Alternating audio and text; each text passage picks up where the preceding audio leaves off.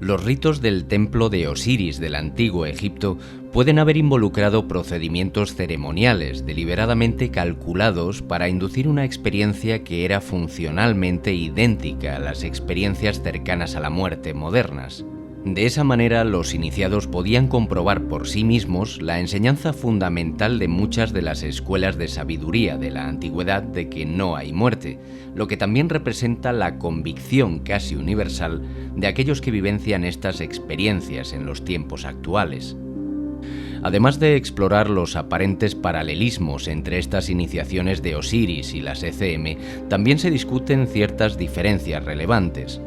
Michael Grosso, ya en 1983, se mostró muy seguro de esta hipótesis al revisar parte de la literatura clásica relacionada con estos ritos. Grosso concluyó con lo siguiente: el candidato que completaba con éxito las pruebas que comprenden la iniciación suprema llegaba a saber por experiencia propia que no hay muerte y que, por lo tanto, su verdadero yo es inmortal.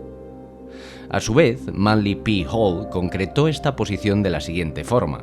Dice: creo que es muy importante tener en cuenta que el sistema de iniciación en Egipto se basaba en un pilar esencial, que el individuo debe aprender por experiencia personal que la muerte es una ilusión. Los antiguos desarrollaron una ciencia por medio de la cual podían comunicar el hecho, la situación y la circunstancia de la muerte directamente a otra persona. En otras palabras, los iniciados de los misterios de Egipto eran personas que habían vivido, muerto y renacido en este mundo. La comprensión de Branton de lo que él llamó el drama misterioso del rito más íntimo de Osiris se basó no solo en sus extensos viajes por Egipto y su conocimiento de la literatura clásica sobre este tema, sino también en su propia experiencia. Una de las noches, mientras estaba solo en la cámara del rey de la Gran Pirámide, según su propio relato, en un momento se encontró separado de su cuerpo físico. De esta manera, dice que absorbió algunas de las ideas típicas que ahora comúnmente informan los experimentadores cercanos a la muerte de hoy en día. Por lo tanto, la perspectiva de Branton sobre estos ritos sagrados tiene sus raíces en el conocimiento personal directo, así como en el obtenido por el estudio y la reflexión sobre los artefactos culturales, la discusión con otros adeptos y su incesante estudio. En cualquier caso, la formulación de Branton comienza en completo acuerdo con Hall. Dice: este rito no era ni más ni menos que un proceso que combinaba fuerzas hipnóticas y espirituales en un intento para separar el alma del candidato de la pesada atadura de su cuerpo carnal durante unas horas y a veces durante días, para que pudiera vivir para siempre con el vívido recuerdo de esta experiencia y comportarse en consecuencia. La supervivencia del alma después de la muerte pudo aceptarla desde entonces, fortalecido en su convicción personal por la evidencia de su conocimiento. Todo el propósito de la iniciación era enseñar al candidato que no hay muerte, y enseñarle esta lección de la manera más clara y práctica posible, es decir, haciéndole experimentar dentro de sí mismo el proceso real de morir y acceder a otra faceta del ser. Al comienzo de este viaje, como la muerte física misma, podría haber terror. Un antiguo testimonio representativo de este aspecto de la experiencia es el siguiente: la mente se ve afectada y agitada en la muerte tal como lo está en la iniciación a los grandes misterios. La primera etapa no es nada sino errores, incertidumbres y tinieblas, y al llegar al borde de la muerte desde la iniciación, todo adquiere un aspecto espantoso. Luego, según avanza la experiencia y el trance de la muerte se afianza, la imaginería se torna paradisíaca y aparece un sentimiento extático. Así continúa el relato. Pero una vez superada esta escena, una luz milagrosa y divina se muestra. Triunfantes, ellos caminan en las regiones de los bienaventurados. Quizás toda la experiencia pueda hacerse más clara si recurrimos por un momento a una de las reconstrucciones novelísticas de este ritual secreto.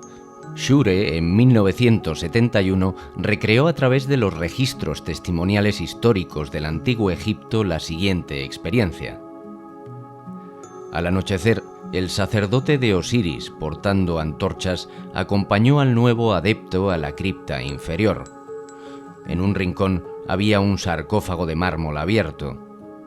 Ningún hombre, dijo el hierofante, escapa a la muerte, y toda alma viviente está destinada a la resurrección más allá del cuerpo. El adepto pasa vivo por la tumba, para después entrar en la luz de Osiris. Acuéstate, pues, en este ataúd, y espera a la luz. El iniciado se tumbó en el sarcófago abierto. El hierofante extendió su mano sobre él en señal de bendición, y la procesión de iniciados salió de la cueva en silencio. Una pequeña lámpara colocada en el suelo ilumina parpadeante las 4 esfinges que sostienen las columnas de la cripta. Se oye un coro de voces profundas, bajas y apagadas. Es el canto fúnebre. Está respirando por última vez. La lámpara arroja una última luz y luego se apaga por completo. El adepto está solo en la oscuridad. El frío de la tumba cae sobre él, congelando todos sus miembros. Poco a poco experimenta la dolorosa sensación de la muerte y cae en un letargo. Su vida pasa ante él en sucesivas escenas, como algo irreal, y su conciencia terrenal se vuelve cada vez más vaga y difusa. Pero cuando siente que su cuerpo se desintegra, la parte etérea, el fluido de su ser, se desconecta, entra en éxtasis. ¿Qué es ese punto lejano y brillante que parece imperceptible contra el fondo negro de las sombras? Se acerca, se hace más grande, se convierte en una estrella de 5 puntas, cuyos rayos incluyen todos los colores del arco iris y dispara hacia las tinieblas descargas de luz magnética. Ahora hay un sol que lo atrae hacia el brillo de su centro incandescente. Entonces el extático se siente inundado por una brisa cálida y acariciadora. Habiendo asumido formas extrañas, la nube se condensa y se convierte en una figura humana, la figura de una mujer, la Isis del santuario escondido, pero más joven, sonriente y radiante. Un velo transparente la envuelve y su cuerpo brilla a través de él. En su mano sostiene un rollo de papiro. Ella se acerca suavemente, se inclina sobre el iniciado que yace en su tumba y le dice: «Soy tu hermana invisible, soy tu alma divina, y este es el libro de tu vida». Brunton indicó que, en efecto, lo que se provocaba al adepto al final del pasaje que acabamos de citar era una característica de la forma más elevada de iniciación, durante la cual las almas de los hombres no eran meramente liberadas temporalmente de sus cuerpos en una condición de muerte simulada, sino que aparentemente fueron llevadas a las esferas más elevadas del ser, al reino del Creador. En esta impactante experiencia, la mente finita del hombre fue puesta en contacto con la mente infinita de su divinidad superior. Este fugaz contacto de incomparable éxtasis bastó para cambiar enteramente la actitud ante la vida, descubriendo el inefable rayo de la deidad que era su verdadero ser más íntimo, uno mismo, y del cual el alma-cuerpo que sobrevive a la muerte era simplemente la vestidura intangible. La doctrina de la inmortalidad del alma era en ese momento más que una mera doctrina, era un hecho considerado probado en Egipto. Cuando el adepto despertó a la luz del día, el iniciado podía verdaderamente decir de sí mismo que había regresado al mundo completamente transformado y renacido espiritualmente, replicando el mismo efecto secundario de las experiencias cercanas a la muerte modernas. En estos extractos, Brunton estableció que en este proceso cambiaba la actitud del hombre hacia la muerte y, en consecuencia, alteraban su conducta hacia la vida. Diodoro, natural de Sicilia, citó: «Se dice que los que han participado en estos rituales se vuelven más espirituales, más justos y mejores en todos los sentidos». En conclusión, si aceptamos la comprensión de Brunton de la naturaleza y el propósito del rito de iniciación de Osiris, vemos que el candidato, al entrar en el reino trascendental a través de la puerta de la muerte, vuelve a la vida imbuido de una espiritualidad iluminada. Una actitud que encuentra expresión directa en su conducta diaria y en las relaciones con los demás. Por lo tanto, la iniciación era capaz de generar una transformación auténtica y genuina. Ciertamente nadie familiarizado con la literatura sobre las experiencias cercanas a la muerte podría dejar de notar los muchos paralelismos, tanto en la fenomenología como en los efectos posteriores entre la iniciación egipcia y las ECM. Parece factible que si, como ha observado Grosso, los griegos habían ideado sus propios medios para inducir una especie de ECM en los misterios de Eleusis, los primeros egipcios, cuya cultura entera giraba en torno a la muerte y la resurrección, les habían proporcionado a ellos y al mundo la base ritual para inducir tales estados. Ahora está igualmente claro que el legado egipcio no solo tiene una relevancia histórica, sino también contemporánea. La ECM es en su esencia idéntica a lo que aprendió el candidato de Osiris. Sin embargo, el interés aquí va más allá de establecer paralelismos entre los ritos antiguos y la experiencia moderna. Parece que si queremos comprender correctamente la importancia de las ECM y su contribución potencial al futuro de nuestro planeta, necesitaríamos quizás no tanto insistir en las similitudes que se subrayan, sino resaltar algunas de las principales diferencias entre estos rituales y las ECM de hoy en día. En primer lugar, debemos recordar que en la antigüedad el número de candidatos que se iniciaban en los misterios era realmente muy pequeño, y que los propios iniciados eran muy seleccionados. Esto contrasta con lo que, según los abordajes médicos modernos, parecen ser millones de experiencias cercanas a la muerte que pueden afirmar saber al menos algo de lo que experimentó el iniciado de antaño gracias a los sistemas actuales de resucitación como el RCP. De manera similar, sobre la base de los datos demográficos, las ECM modernas parecen provenir de todos los estratos de la sociedad, sin prejuicios ni patrones obvios.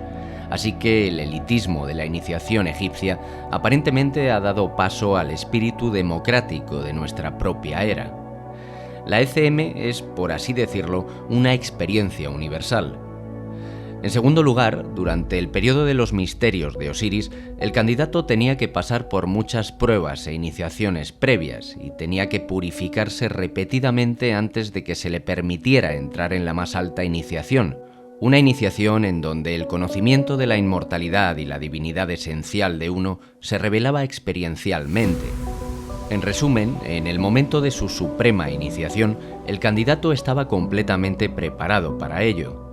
Por el contrario, quien experimenta una ECM en la actualidad se encuentra repentinamente confrontado por el inicio de una muerte aparentemente inminente, sin previo aviso y en la mayoría de los casos con poca o ninguna formación espiritual del tipo que podría proporcionar una visión preparatoria de la naturaleza y las implicaciones de la experiencia. También debemos tener en cuenta que el iniciado buscó ser instruido, recibió su entrenamiento e iniciaciones durante un largo periodo de tiempo de los sacerdotes y los hierofantes del templo, y permaneció todo el tiempo inmerso en una cultura y contexto que le dio sentido y coherencia a su búsqueda. La circunstancia habitual de las ECM de hoy difícilmente podría ser más diferente. Su experiencia no llega a través de una elección consciente, sino como consecuencia directa de una enfermedad o un accidente. Los hierofantes eran el equipo de reanimación, que administra el equivalente moderno del procedimiento RCP. El escenario es el hospital estéril y contemporáneo, donde la enfermedad es central y la experiencia subjetiva es una distracción molesta que debe minimizarse o ignorarse. Al mismo tiempo, cabe tener algo de precaución frente a ciertos aspectos de las ECM para lograr discernir adecuadamente las proyecciones y aprender asimismo de la matriz histórica y espiritual más amplia de la que surgen. De esta manera, se podría contribuir a moldear un contexto cultural más amplio, que necesitaremos si alguna vez queremos realizar a escala global la promesa oculta dentro de las experiencias cercanas a la muerte. Te recordamos que puedes contarnos tu experiencia en el enlace de la descripción.